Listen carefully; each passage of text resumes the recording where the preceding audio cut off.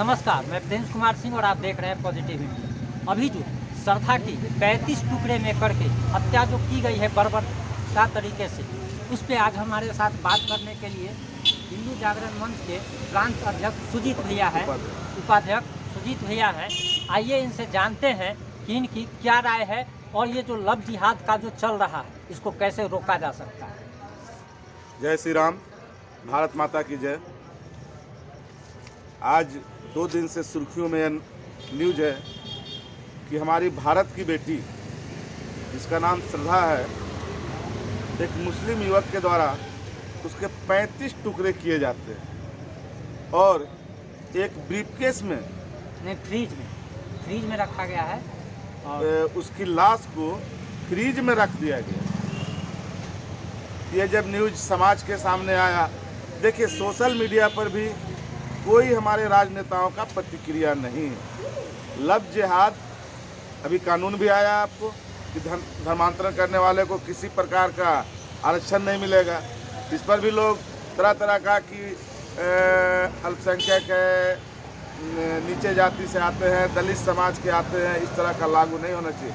मगर वो राजनेता ये बताएं कि एक हिंदू लड़की के 35 टुकड़े किए जाते हैं, इस पर कोई जवाब क्यों नहीं दिया जाता है।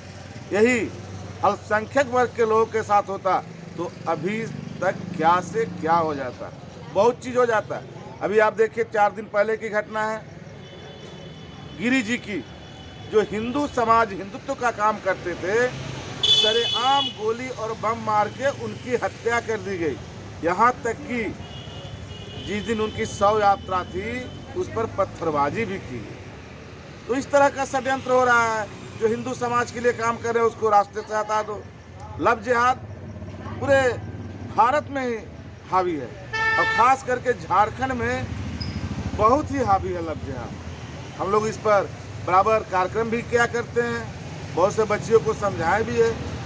खास करके मैं हिंदू माता पिता से आग्रह करता हूँ, हाथ जोड़कर विनम्र आग्रह करता हूँ कि अपने बच्चियों को समझाएं, उन्हें बताएं, उनको खुला ना छोड़ें, उनको बताएं कि अपने कॉलेज जाएं और घर आएं, वे वजह के इस प्यार मोहब्बत में ना फंसें। और लव जिहाद को हम लोग इसी माध्यम से रोक सकते हैं। जब तक अपनी बच्चियों को नहीं समझाएंगे, लव जिहाद पर हम काबू नहीं कर सकते। अभी अंकिता हत्याकांड भी हुआ था जी, उसमें भी वही मैटर था। और सबसे बड़ी बात, गार्जियन अपनी लड़कियों पर कंट्रोल काहे नहीं कर पा रहे। ये समानता का अधिकार जो लड़कियों को मिल रहा है, महिलाओं को जो मिल रहा है, क्या इसका दुरुपयोग हो रहा है? देखिए इसमें 2 बातें हैं। बहुत जगह इसका उपयोग सही काम के लिए हो रहा है, अब बहुत जगह दुरुपयोग भी किया जा रहा है, जिसका फायदा हमारी बच्ची और ख़ास करके जो लव जिहाद करने वाले लोग हैं उनको इसका फायदा मिल रहा है। अनेकों घटना है, श्रद्धा हुआ, अंकिता हुआ, झारखंड में आप किताब खोल के देखेंगे तो बहुत से बच्चियों का मामला है। अच्छा, क्या ऐसा हो सकता है क्या कि जो किसी को काफ़ी प्यार करता रहा और उसकी 35 टुकड़े में हत्या कर दी, 35 टुकड़ा किया गया है उसकी हत्या करके, और सब को टुकड़ा को रोज ले जाकर के रात में जंगल में फेंका जाता था। इतनी बर्बरता क्या कैसे हो सकती है? हम छोटी सी बात बताते हैं। एक कुत्ते को, बच्चे को हम अपने घर लाते हैं और आधा घंटा भी अपने साथ रखते हैं तो उसके लिए मेरे मन में प्यार जाग जाता है। अगर वो लड़का उस लड़की से प्यार करता था तो 35 टुकड़े क्यों किए?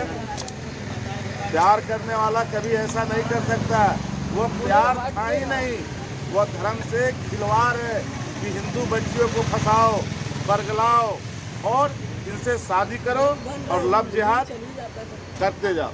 अब देखेंगे पेपर में भी बहुत सा कटिंग मेरे पास भी आता है कि ब्राह्मण परिवार की बेटी का इतना, इस परिवार की बेटी का, मतलब इस तरह का एक लिस्ट बना हुआ है कि आप इनको बाहर से भी फंडिंग होता है। आप आवाज़ उठाइए, बोला जाए कि नहीं, हम ही लोग को उल्टा बोला जाता है कि लोग धर्म के नाम पर षड्यंत्र कर रहे हैं, लोग हिंदू समाज को भड़का रहे हैं, किस तरह का कार्य करें, इस तरह का सौहार्द बिगाड़ने का कोशिश कर, उस तरह करके हम लोगों के ऊपर केस लाद दिया जाता है कि समाज के लिए बहुत ही गंदा काम कर रहे हैं, इनको रोका जाए या इन पर कोई केस लगा दिया जाए कि दंगा फैलाना चाहते हैं शहर में, ये आरोप लगाया जाता है।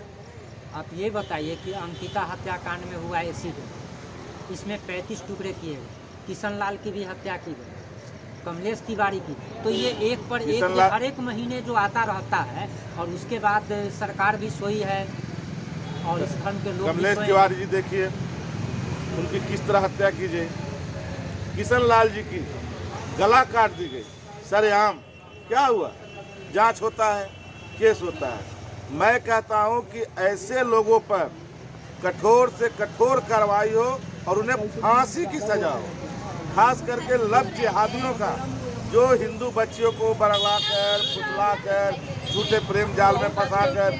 मैं यहाँ तक आपको बता दूं कि वो हाथ में कलेवा तक बांधते हैं।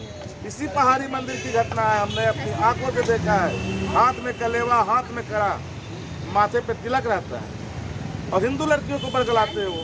अच्छा, इतना बर्बरतापूर्ण मानसिकता कहाँ से आती है? ऐसी मानसिकता कैसे आती है? उनको इसके लिए ट्रेनिंग दिया जाता है, ट्रेनिंग दिया जाता है। आपको तो मैं पहले ही कहा हूँ कि इनको कहा जाता है कि हिंदू बच्चियों को तुम किसी तरह अपने प्रेम जाल में फंसाओ, उसके लिए उनको फंड मिलता है और इसके लिए काम करते हो आए दिन। अरे ये तो मामला आपके आँख के सामने आ गया, मीडिया के सामने आ गया कि उसकी लाश को 35 टुकड़े करके फ्रीज में रखा गया। इतना बहुत सा मामला है जो प्रकाश में ही नहीं आता है।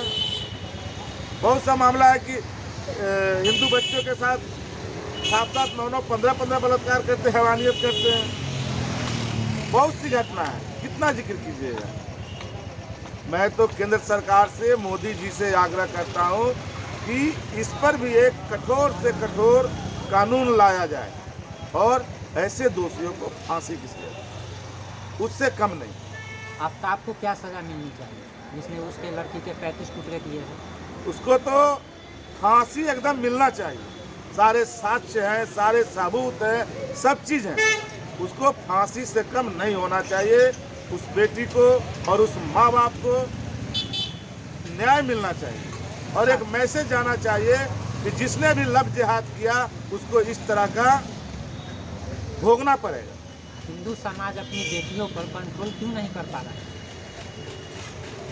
देखिए, जिस तरह हम बच्चियों को शुरू से शिक्षा देंगे उस तरह की बच्चियां होगी। इसमें थोड़ा सा माँ बाप को भी ध्यान देने की ज़रूरत है।